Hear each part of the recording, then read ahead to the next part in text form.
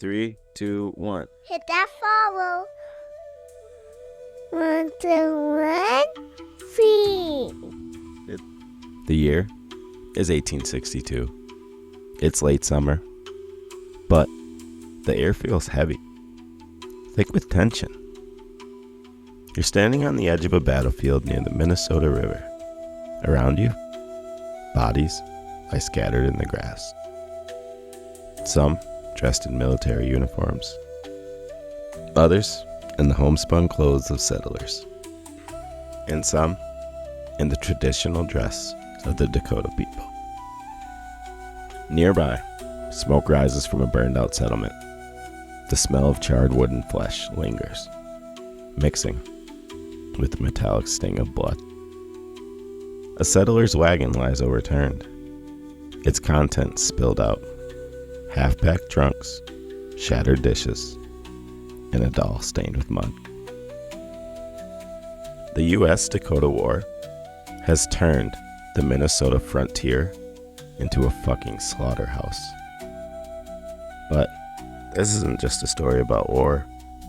It's a story about survival, betrayal, and the violent collision of two worlds. And to understand why Minnesota's early history is so steeped in blood, we have to go back further. Before it was a state, before the treaties, before the settlers, this land was home to the Dakota people. For centuries they hunted, fished, and thrived here. But by the mid-1800s, the U.S. government was carving up their land, forcing them into smaller and smaller reservations, and breaking every fucking promise it made. There's no modern comparisons to that, right? But today, we're going back to early Minnesota, a land of frozen winters, untamed wilderness, and blood-soaked conflicts. I'm Cullen, and this is the Time Machine Diaries. Buckle the fuck up. This one's not for the faint of heart.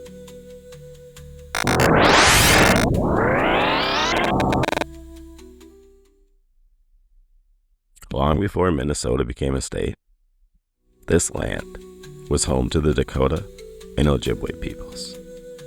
Their lives revolved around the seasons, hunting bison on the prairie, harvesting wild rice along the lakes, and surviving horrendous winters.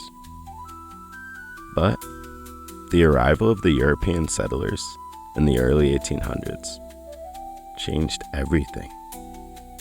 The fur trade, led by the companies like the Hudson's Bay Company and the American Fur Company, brought wealth to some, but decimated animal populations and disrupted indigenous ways of life.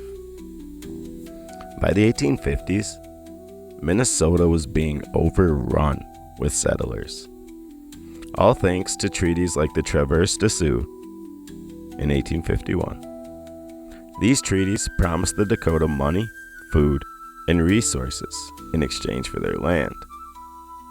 But those promises were fucking empty. Let's not sugarcoat it. The treaties were just a con. The U.S. government wanted the land and didn't care what happened to the fucking people living on it. By 1862, the Dakota were starving. Their land was gone. The promised payments never fucking came. And their situation was, well, desperate. On August 17th, my birthday, 1862, the tension snapped. 4 young Dakota men killed 5 settlers near Acton, Minnesota.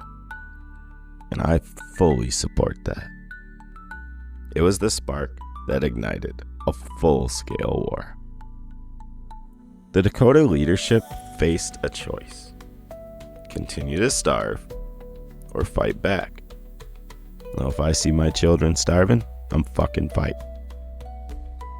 Under leaders like Little Crow, the Dakota launched attacks on settlements and military outposts across southern Minnesota.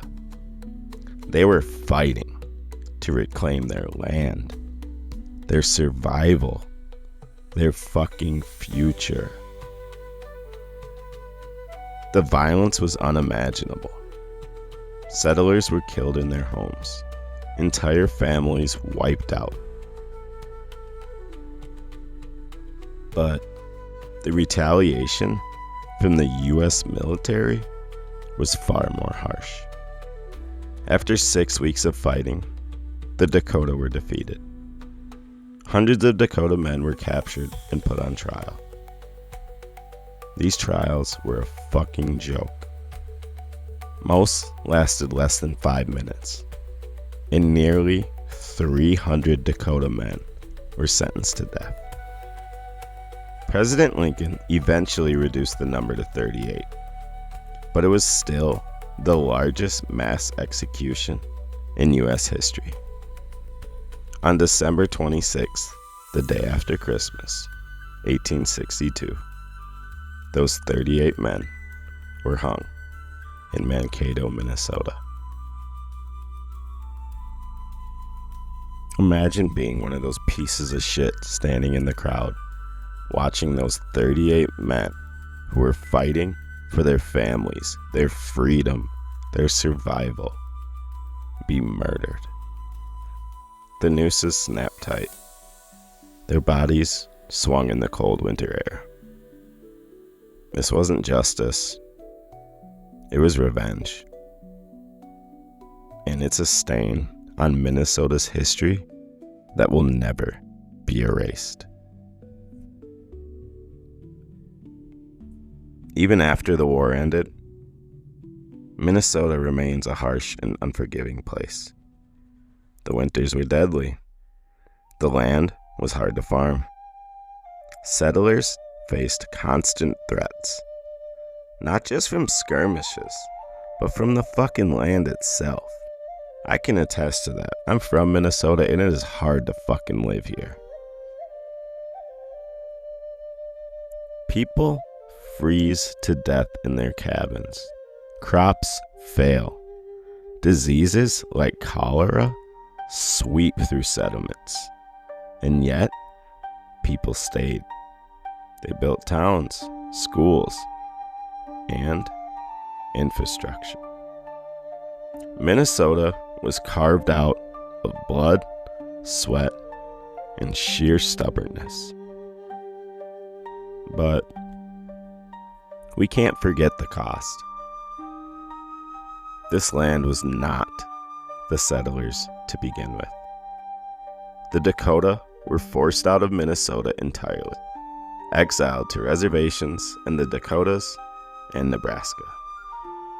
Thousands died along the way. Starvation, exposure, disease. Minnesota's history isn't just about grit and determination. It's about displacement and loss, too.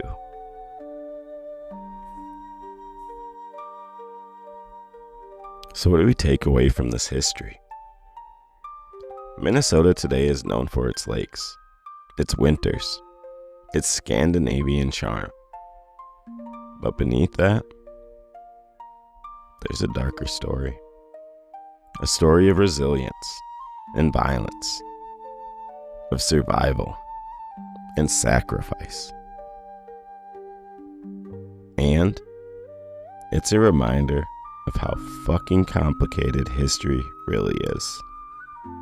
The settlers who came here were fighting for a better life, but their survival came at the expense of the Dakota people. Progress is messy, it's brutal, and it always has a cost. Maybe the lesson is that we can't just bury the past. We have to confront it, even the bloody parts, if we want to move forward. Thanks for joining me on this journey through Minnesota, through its grit, its gore, and its resilience. If you like this episode, subscribe to the Time Machine Diaries. Share it with someone who loves history as much as you do.